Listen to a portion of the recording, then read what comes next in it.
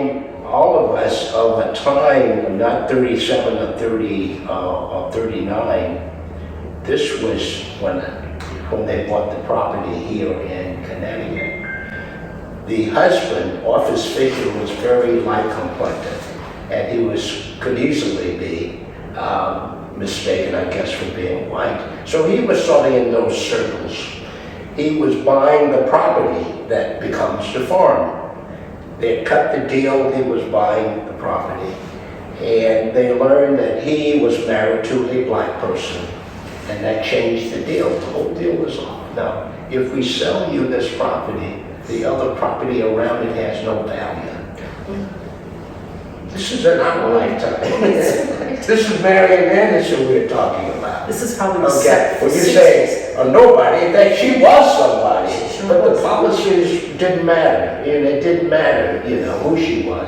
I'm sorry, we can't do that. So they eventually had to buy all of the surrounding property. So instead of buying this many acres, they bought, 100. They had to buy all the properties around it in order for that. And she later said she had to buy all that property so she would contaminate the neighborhood. Did she say that? Yes, she did. So we're talking about somebody who just walked the walk. She wanted to sing, she sat and she insisted on singing, and then audiences eventually changed gradually. And here's somebody, I want to live in Danbury, and I'm going to live in Danbury. And she did, and she's eventually embraced. So she didn't have a lot of money. Her mother, of course, didn't have a lot of money. They applied to a local music school. So she goes in and she fills out all the papers. She does an audition, she fills out all the papers, and there was a young girl who was accepting the papers from the other applicants. I hope I don't cry, this story just makes me so sad.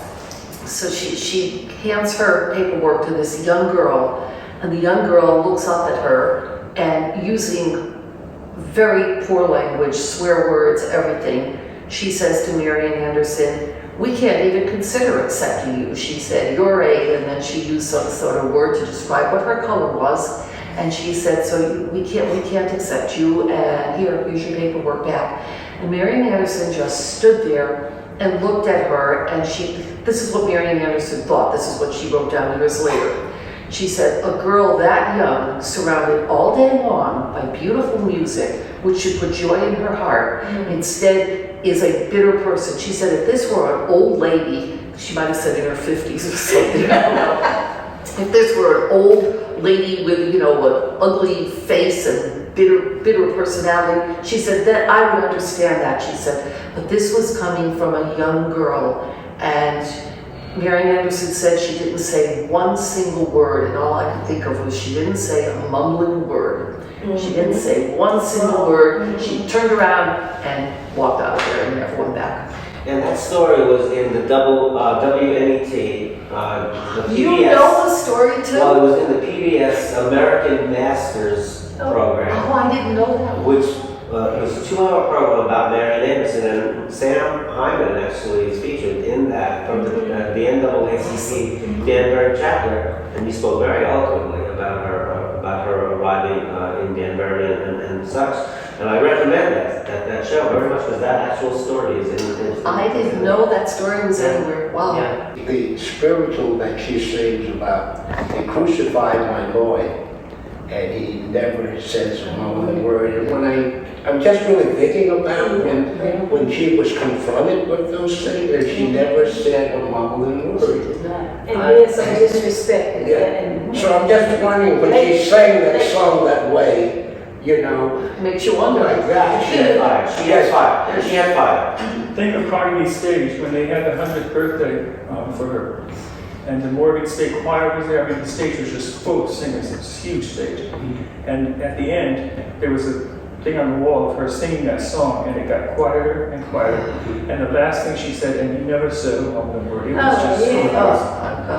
I think it's very important for the youngsters to know what kind of person she was and what her personality was. She was extremely religious. She was absolutely dedicated to her family. She loved her husband, and she loved her art. And she let nothing get in between that and her performances. And she was just unbelievably committed to her art. And that was a character that I think that's a characteristic that's kind of important. And she was And even in her greatness, she was extremely humble. Yep. Extremely humble. Well, John, Nancy, Sam, and Julia, we're here where this is her studio.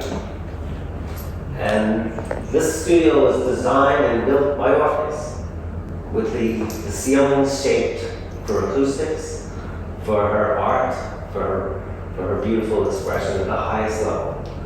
And I really want to thank Bridget Guertin, who brought us here through the Danbury Historical Society and Museum, because we're here in her studio. So what a beautiful moment for all of us. And I just want to add that the story of Marian Anderson is not going to be an easy story to convey to young people today in this climate of things. She was not Jackie Robinson. Jackie Robinson was a hero, played baseball. Everyone played baseball or related to baseball. But what Marian Anderson did, everybody did not do that. But I just think that it's a story that all of us have a responsibility to get out. And I have to say, the National Dance Institute, Jacques Deloise, the engagement with the arts on the highest level is primary in their mission. So National Dance Institute wants this story told, and they want to hear from people like you who've lived it and have watched, all the journey. You guys are first-hand witnesses, and what you're doing, Julia, right, with links, this is important work. We're modeling for people today, but it's important to know what yesterday was about, and then how people like Marian Anderson changed the world. And our chapter, the Waterbury chapter, what we're going to do after we had the program a month or so ago, I'm going to work with some public schools in Waterbury, and I'm going to bring those students down here to the museum. But I want you to have the film ready, you were talking about the film, so that they can actually see and stand on hallowed ground and know that what we had this icon right here in the state of Connecticut and to live right here in Danbury, so that those young people connected to her. And the thing, Sam, is when you tell a young person what was going on and why she had to sing, they actually don't understand. They're horrified. It may be the first time they're hearing that. They're horrified that all people couldn't sit together at that time, by law, and hear a black performer. A black performer was not permitted to perform. They're horrified, but they understand that's the way it was, and we can also understand since the summer of 20, what we're working toward. There's still a lot of work to be done. That's why I'm here.